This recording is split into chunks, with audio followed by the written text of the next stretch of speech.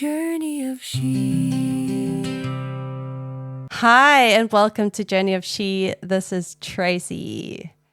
Today, I have someone on the other side of this podcast, and I'm just so excited. This is really the first of a series that I would really like to focus my attention on in terms of bringing women together and mothers together to share our experiences. And I have been very lucky in this lifetime to have met someone who sees me, who completely in my wholeness understands who the hell Tracy is, through adolescence, through heartache, through wild times at university, through motherhood. And I would like to welcome my dear friend, Paige. Hello, Paige, and welcome to Journey of She. Hello, my beautiful friend. Thank you for having me here today. I can't believe it. I'm so excited. Finally. Finally, we are doing this, and hopefully the first of many. Paige, you really have shaped the woman I am today, and I'm extremely grateful for that. And today, I guess it's just to open the floor and also talk about the new journey. You know, we've had this life behind us, and now it's really about looking up and seeing what can we do next. And you've had an amazing path over the last few years, and I think your ability to bring people together is really just, I want to say talent, but like it's your core essence. I mean, I remember going out, and it was always quite frustrating at the time because we couldn't walk through anywhere without you stopping 100 times to greet everybody. It was like hard to find someone that you didn't know. And that really got you started with Huddle UP. And I'd like to just open the floor for you to just give a bit of an intro and maybe just where the need to connect people came from and sort of where it's led you in your journey.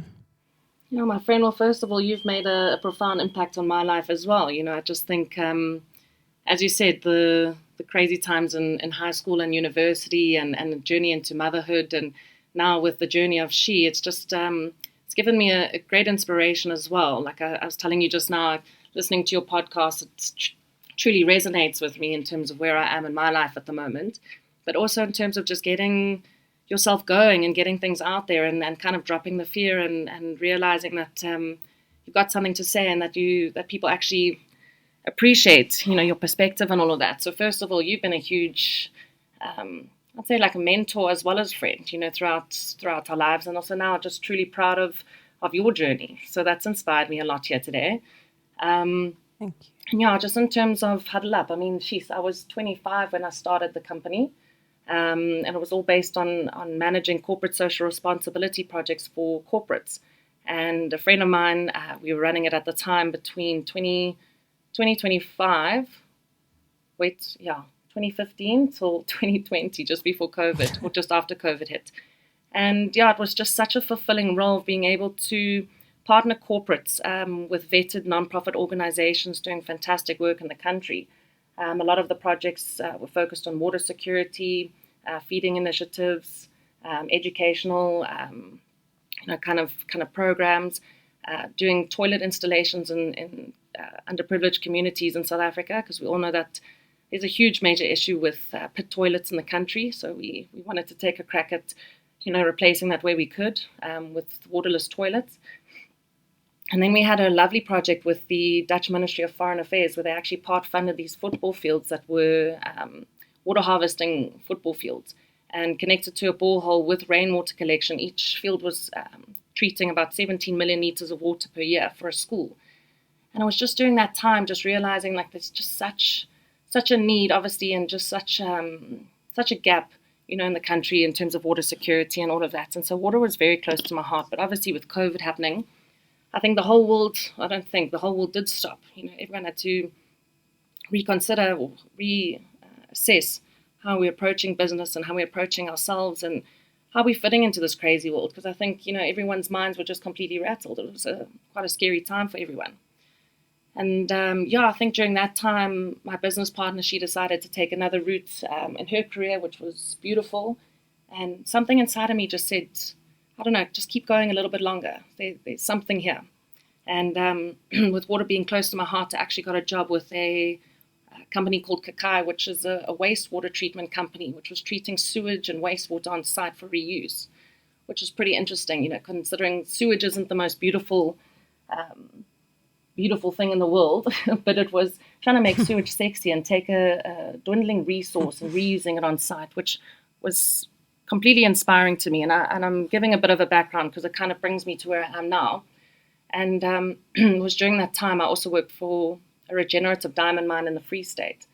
So I was working 2 jobs, and I decided, and also traveling to the Free State. So now for people in Australia, from my house, it's about 3 hours to get to the Free State, and sometimes doing, a couple of meetings and then driving back in one day. Then I decided to do an online MBA course because I was so keen on just upskilling myself. And excuse me, I wanted to be not a hardcore businesswoman, but I wanted to thrive in the business sense. And so I did an online MBA course for 18 months, and then I fell pregnant, which was a huge turning point. Excuse me, I got such a bit of a cough at the moment. It's okay. But a huge turning point. It was great perspective, 2 jobs, traveling, doing an online MBA, and being pregnant just gave me such a great sense that I can do it all. But as soon as I had my daughter, something shifted. Something really, excuse me. Can I just have a glass of water here and cut this part out? Yeah, no, go for it. No need to even cut, honestly. It's all good. But yeah, I mean, it's amazing that, I think you think you've got it all in control and this is what I'm doing and I've got it all figured out. And then life presents this beautiful baby girl and you have to reanalyze your ambitions, everything. Yeah. And it was just such a crazy turn. And having her and while working full time, it was the best job in the world. It was very demanding, but it started to, because I was a mother, I wanted to be the best mom in the world and also a professional, but just the motherhood side of it was so obvious that this was the job of the century.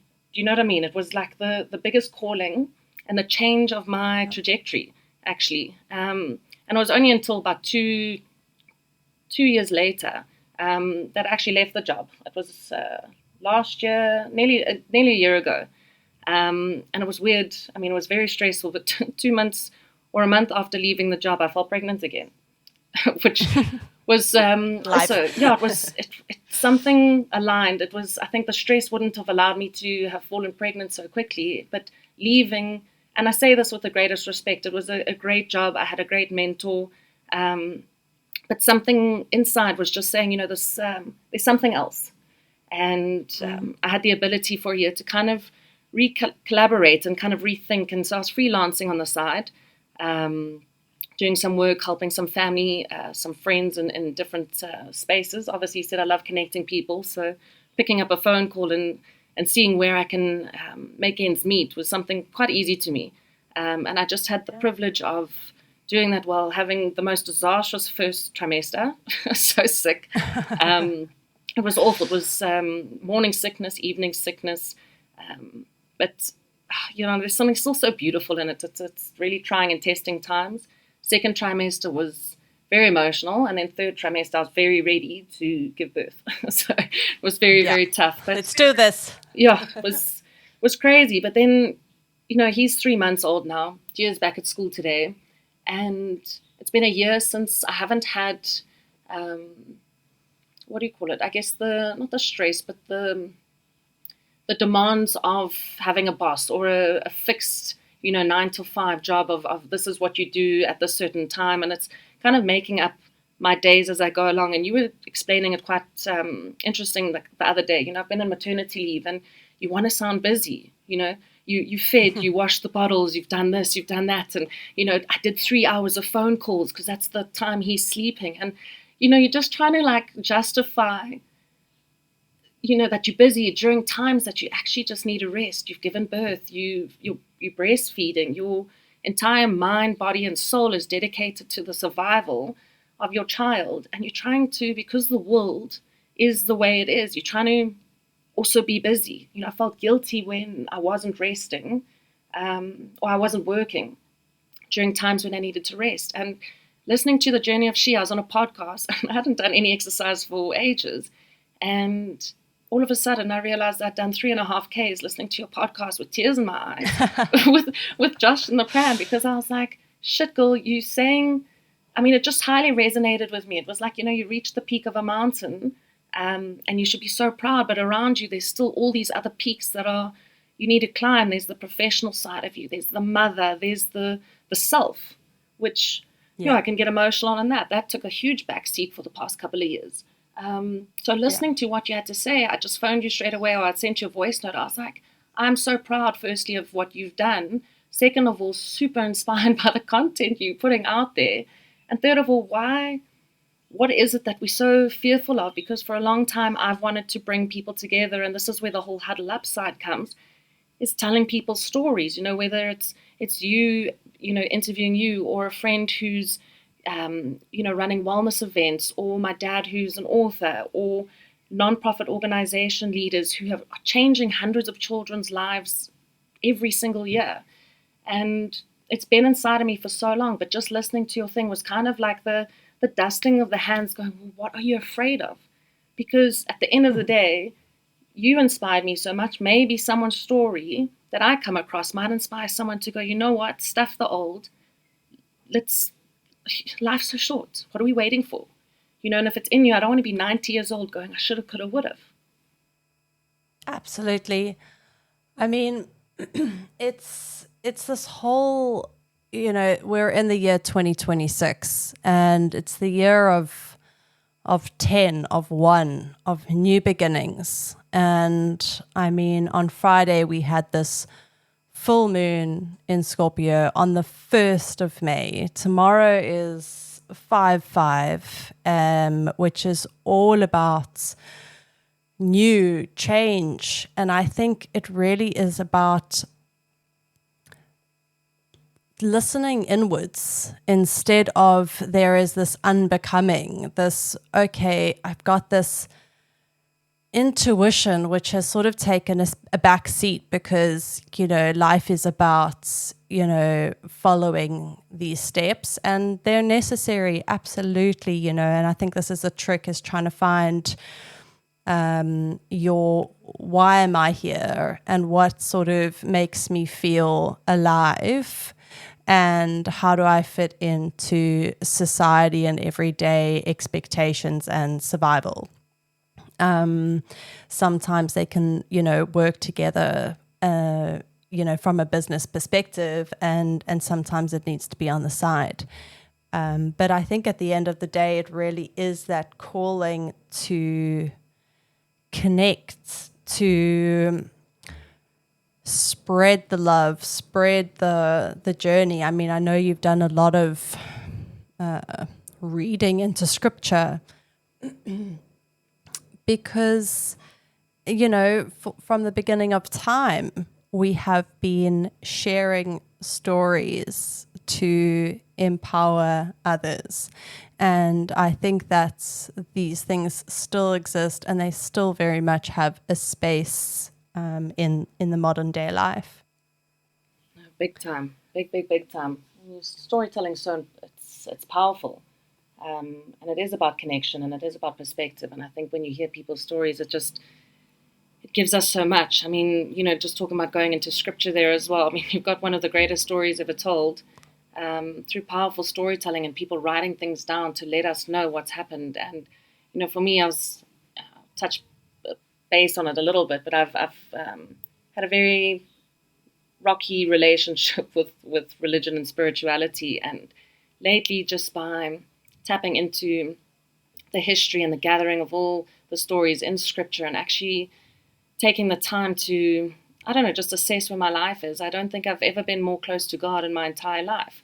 And I think a lot of the trials and tribulations of our own lives, you do, when you're looking inward, you are looking for answers. And then when you start to find them and they become so obvious that these answers were there the whole time, you just needed to connect. You needed to make the effort, I guess, and just realize that it's all within you as well. Everything's there. And you've just got to look for it. You've got to take the time to nurture yourself. And through the shadow work, through self-reflection, through all of that, I have, as much as life at the moment is so different to what I ever thought it would be, there's such a sense of peace, if that makes sense. Do you know what I mean? Like there's such, it's not a crisis of faith or anything like that that brought me here. Maybe it was. But yeah, I've never felt more calm in my own spirituality after taking the time to reconnect, if that makes sense, Absolutely. I mean, I remember going to a psychic reading and he said, what do you believe in? And I was like, oh God, I don't know. It's been a journey, I can tell you that much. And I said, at the time, I was like, I believe in myself, in me, in the essence of self. And funny enough, through my second pregnancy, I read, it was like a Wicca book of, motherhood. And it was really about these practices of calling in the different elements of fire, water, earth, and I'm forgetting what? The last one. Wind, no? Fire, water, earth. Heart. Fire. It's like Captain Planet's Earth, fire, wind, I water, should heart. know this if I believe in it. But yeah, these different elements and sort of calling on it, and it's like the seasons, and they adapt over time, and each one has its purpose. And I think that there is great strength in being able to sit and be content with where you are, knowing full and well that it is not where you will always be, and you might not know where you will be next. And I think that there is some real power in being able to sort of open up your arms and say, I'm good, I am on this journey, and I'm happy, and I accept who I am and where I'm going. Big time. We're going to keep them short and sweet. I would love to have another session to sort of break down, I think, motherhood and trying to find self after birth, because I feel like there's still a lot to be said that we haven't sort of touched on from that spectrum. But I would just like to thank you so much for being on the other side of this. And I think that this is just the beginning. Thank you so much for having me. And always, it's good to have a 4-hour conversation with you and it feels like 10 minutes. It's never enough. So I do understand these things, but I'd love to unpack motherhood, because at the same time, I'll probably be asking more questions or saying where I am more than I've found the answers. Do you know what I mean? So I'd love another session at some point. I say session like this is my therapy, which friendship sometimes, it is these therapy sessions. So thank you for your time and just your love and your space. I really appreciate you so much, more than you know. I love you so, so much, and I cannot wait for some more collaboration with Huddle Up and to see, where it takes its next steps in terms of just sharing and connecting. Amazing, my friend. Thank you so much. Thank you, my Paige. Love you lots.